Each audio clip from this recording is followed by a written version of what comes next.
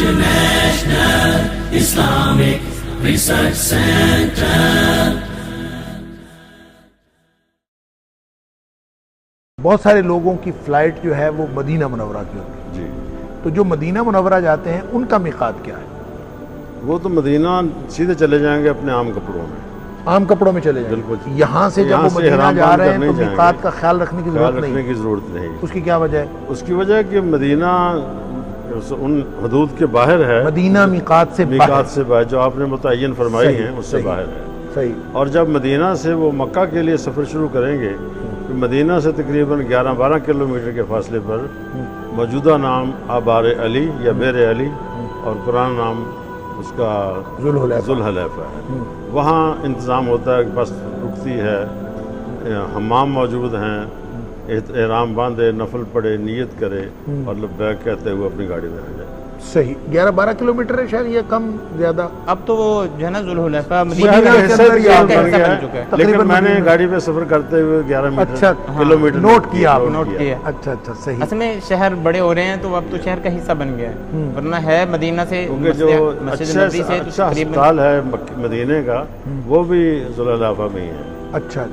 اچھا جس طرح پاکستان سے جاتے ہوئے جی احرام کی چادریں ادھر سے باندھ لی جی اور نیت جا کے کر لی میقات سے، جی کیا مدینہ سے بھی کوئی ایسا انتظام ہے کہ پہلے سے چادریں باندھ لے اور وہاں جا کے نیت کر لے؟ کوئی ایسا دیکھیے شرعی لحاظ کوئی سے ضرورت پڑتی ہے وہاں پہ؟ ضرورت ہوتی نہیں، وہاں اتنا زیادہ وسیع انتظام موجود ہے۔ ذوالحلیفہ میں جو ہے آپ نے کپڑے چینج کرنے ہیں، نہانا بھی ہے، لیکن آپ صاحب نے بہت سارے لوگ دیکھے ہیں جو لیکن مسجد نبوی میں پھر رہے ہوتے ہیں، وہاں سے احرام باندھ لیتے ہیں۔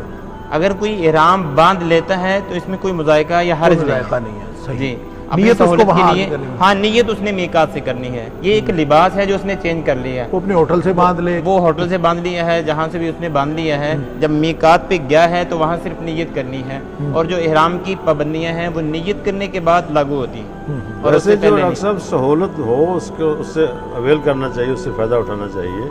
جب ایک سہولت ہے وہاں پر جا کر آپ لباس بدل سکتے ہیں، نہا سکتے ہیں، نفل پڑھ سکتے ہیں، تو ایزی ڈریس میں بندہ جائے وہاں جا کر احرام باندھ، وہاں جا کے احرام باندھے جہاں سے ضرورت نہیں ہے۔ ذوالحلیفہ یا بیار علی یا بیر علی، بلکہ اس مسجد کا نام بھی مسجد علی ہے، وہاں پہ بہت بڑی مسجد بنی ہوئی ہے۔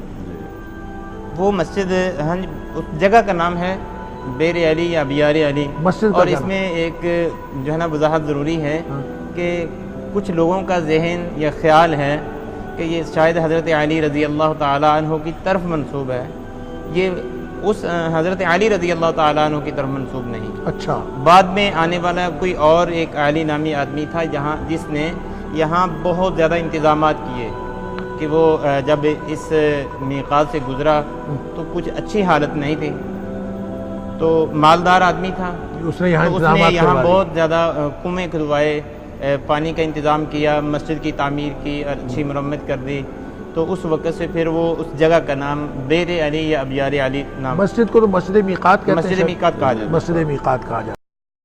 International Islamic Research Center.